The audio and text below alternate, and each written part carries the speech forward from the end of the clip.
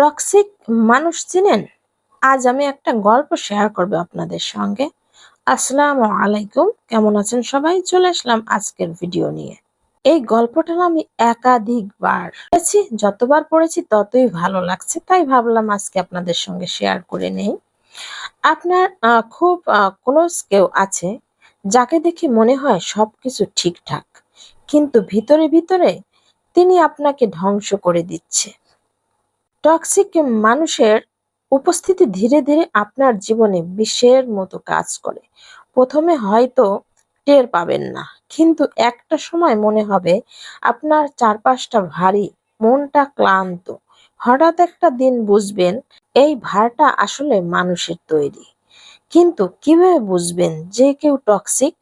এমন কিছু আচরণ আছে যেগুলো যদি লক্ষ্য করেন তাহলে বুঝতে পারবেন আপনার জীবনের মানুষটি আসলে আপনার জন্য কতটা ক্ষতিকারক। চলুন টক্সিক মানুষের আচরণগুলো একটু ভালোভাবে বিশ্লেষণ করি। এক, সবকিছুতে খুঁত ধরার অভ্যাস। টক্সিক মানুষ এমন ভাবে সমালোচনা করে যেন আপনি কিছুই জানেন না, পারেন না। আপনার ভালো কাজেও তারা ভুল খুঁজে পায়। মজার ব্যাপার হলো এই সমালোচনা মোটেও গঠনমূলক নয়, বরং তারা আপনাকে ছোট করার জন্য এটা করে। কথা দিয়ে আপনাকে বেঁধে ফেলে। তারা এমন ভাবে কথা বলে বা কাজ করে যে আপনি নিজের উপর বিশ্বাস হারাতে শুরু করেন। তারা আপনাকে দোষারোপ করে, নিজের সুবিধা মতো পরিস্থিতি গড়ে তোলে। সবসময় মনে হবে আপনি তাদের ইচ্ছার টের নখ হয়ে গেছেন।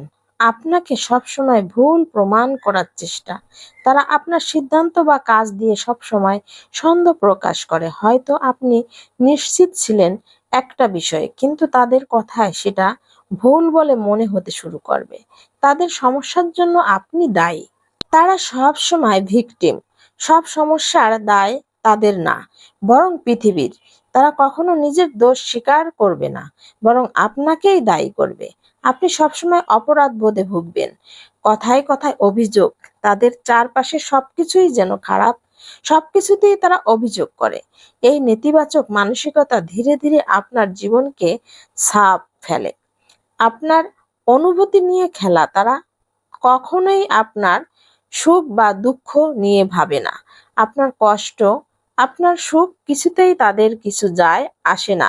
এমনকি যখন তারা আপনাকে আঘাত করে, তখনও তাদের মনের কোণায় বিন্দুমাত্র মায়া জন্মায় না। আপনার ভালো দেখলে অশান্তি বোধ করা। আপনার সফলতা দেখলে তারা কখনোই আনন্দিত হয় না, বরং ঈর্ষান্বিত হয়।